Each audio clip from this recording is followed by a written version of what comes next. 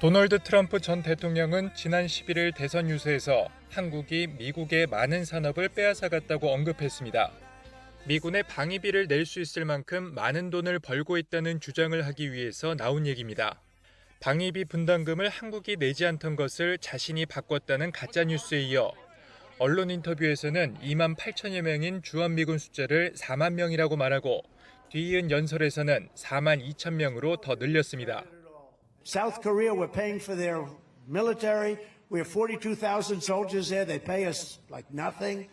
I changed that. But now Biden, I understand, wants to break it. He thought I was too rough, and they're paying too much.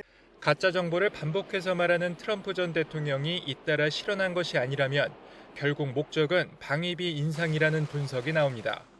동맹을 일종의 비용 편익 측면으로 바라보기 때문에 충분한 돈을 내지 않는다고 과장해 압박한다는 겁니다. 자기가 다시금 대통령이 되면 여기에 대해서 분명하게 이 분담금을 내도록 하겠다라는 것이 자신의 핵심 동맹 정책이기도 합니다. 트럼프 집권 당시 분담금 5배 인상을 요구하며 7차례에 걸친 협상은 난항에 부딪혔고 결국 바이든 대통령이 취임하며 2차례 추가 협상 끝에 13.9% 인상, 1조 1,833억 원으로 결정됐습니다. 다시 대선을 앞두고 바이든 정부와 차별화를 꾀하기 쉽다는 장점이 트럼프의 반복된 거짓말을 부른다는 시각도 있습니다. 바이든 정부가 잘못해서 한국한테 손해보는 그런 합의를 했다 이렇게 주장할 수가 있기 때문에 자신이 재집권하면 얼마나 미국의 이익을 앞장서서 제대로 보호할 수 있을 것인지를 내세우는 데는 방위비 분담금 적용 시점을 1년 8개월 앞두고 이례적으로 한미 조기 협상이 시작된 가운데 트럼프가 재집권하면 연합훈련이나 전략자산 비용 등으로 증액을 요구할 수 있다는 전망도 나옵니다. YTN 조용성입니다. 미국 공화당 대선 후보인 도널드 트럼프 전 대통령이 한국의 방위비 분담금 증액을 압박하면서 주한미군 철수 가능성을 시사하는 가운데 하원 군사위에 국방수권법 초안의 주한미군 규모를 현 수준인 28,500명으로 유지하는 내용이 명시됐습니다. 초안의 표현 자체로는 법적 강제성은 없지만 내년 9월 말까지 적용되는 국방수권법의 주한미군 규모가 적시된 것은 주한미군에 대한 의회의 초당적 지지를 보여준다는 점에서 상징성이 있습니다. 특히 이번에 공개된 것은 초안으로 향후 의회 논의 과정에서 표현이 더 강화될 가능성도 있습니다.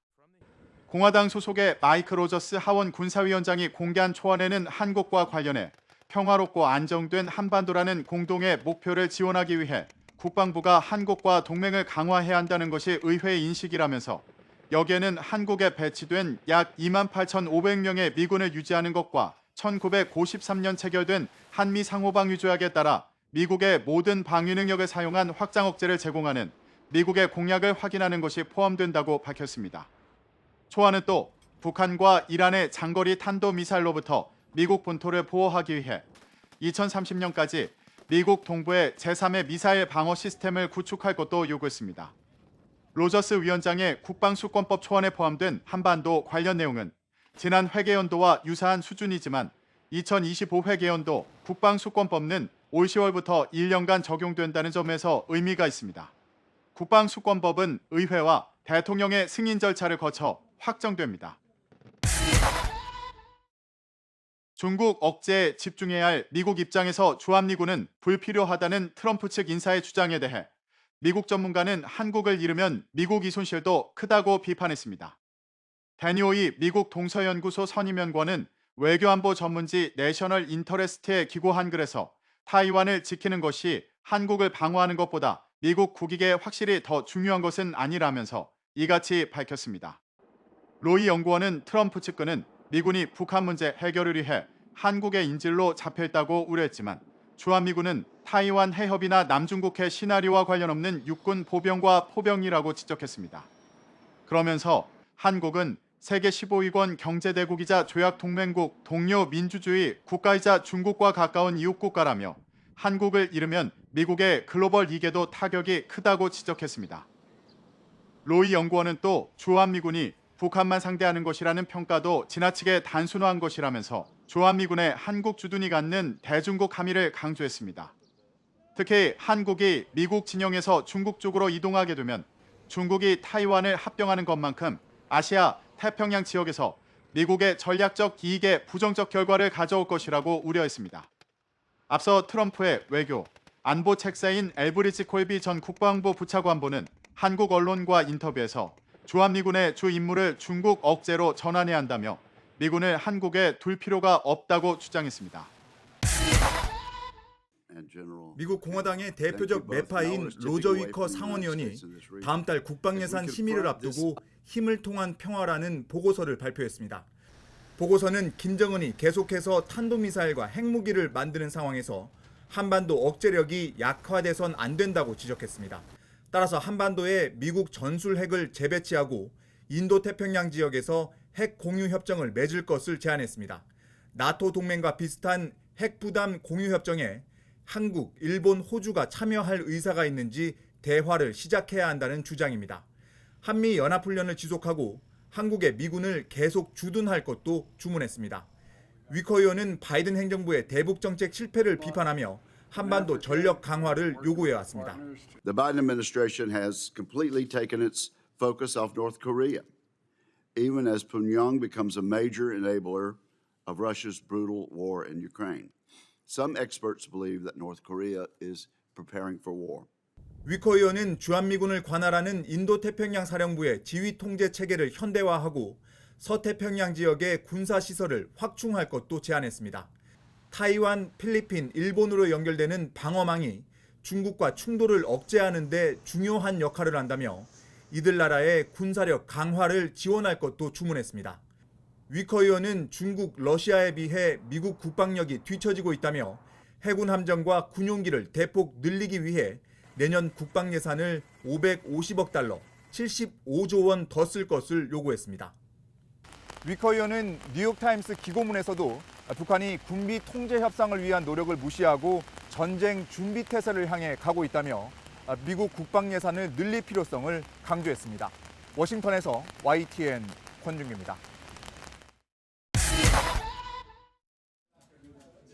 미국 국무부는 한반도에 핵무기를 전진 배치할 계획이 없다고 밝혔습니다. 이런 입장은 최근 러시아의 움직임에 대한 질문에 답하는 과정에서 나왔습니다. 세르게이 라브로프 러시아 외무장관은 미국이 유럽과 아시아 태평양 지역에 미사일을 배치하면 러시아도 추가 조처에 나설 수 있다고 밝혔습니다. The U.S. does not assess returning nuclear weapons to the Indo-Pacific as necessary at this time, and the U.S. has no plans to forward deploy nuclear weapons to the Korean Peninsula. 이 발언은 그러나 최근 미국 공화당을 중심으로 제기된 한반도 전술핵 재배치론에 선을 그은 것으로 풀이됩니다. 미 상원 군사위원회 공화당 간사 로저 위커 위원은 국방력 강화를 위해 전술 핵무기를 한반도에 재배치하는 방안을 제안했습니다.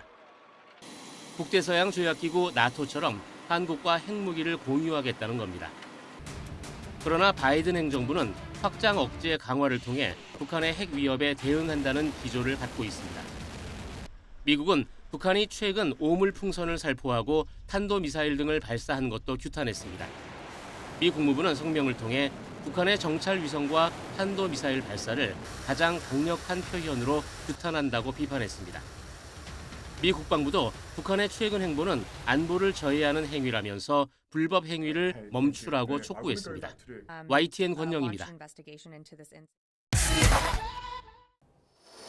바다 위 푸른 하늘을 가르며 다양한 전투기가 편대 비행합니다.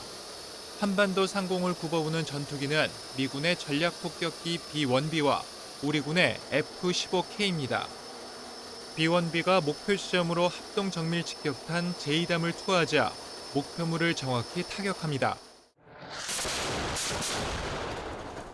제이담은 기존 재래식 폭탄에 유도 장치와 날개 키트를 달아 사전에 입력된 목표물을 향한 주야간 정밀 폭격이 가능합니다. 미국 전략 폭격기가 한미 연합공중 훈련을 진행한 것은 올해 두 번째이고 특히 B-1B가 한반도에서 제이담 투하 훈련을 한 것은 7년 만입니다. 이번 한미 연합 훈련은 잇따른 북한의 도발에 경고장을 보낸 것으로 풀이되는 동시에 지난 아시아 안보회의 한미 국방장관 회담 때 양국의 확장 억제 공약을 재확인했다는 의미를 담고 있는 것으로 풀이됩니다. 우리 군은 이번 훈련이 한미연합 방어 태세를 확고히 하고 확장된 억지력을 보여주는 계기로 보고 있습니다. 이번에 대북 경고와 한미의 확장 억제력의 강화, 이런 의미도 같이 들어있고요. 특히 우리 국민들에게는 한미가 강력한 대응을 하고 있다라고 하는 그런 신뢰도 주는 의미가 있다고 생각이 듭니다. 미 해군의 로널드 레이건 핵 항공모함이 이달 중 방한해 한미일 연합훈련에 참가할 것으로 전망되는 등 북한의 도발 수위에 맞춘 군 대비 태세 수위는 갈수록 높아갈 것으로 보입니다. YTN 조용성입니다. 한국과 타이완은 미국 인도태평양 전략의 핵심 지역입니다. 남쪽으로 세력을 확장하려는 중국과 러시아를 억제하는 마지노선 역할을 합니다. 그러나 최근 두 나라를 둘러싼 국제 정세가 간단치 않습니다. North Korea, Russia, and violent extremist groups still threaten security in the region. Our world faces a complex problem set in the troubling actions of the People's Republic of China and its rapid buildup of forces.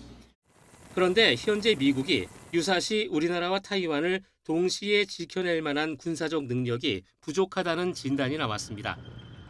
미국 랜드 연구소 브루스 베넷 선임연구원이 외교안보 전문지 내셔널 인터레스트 기고에서 이렇게 주장했습니다.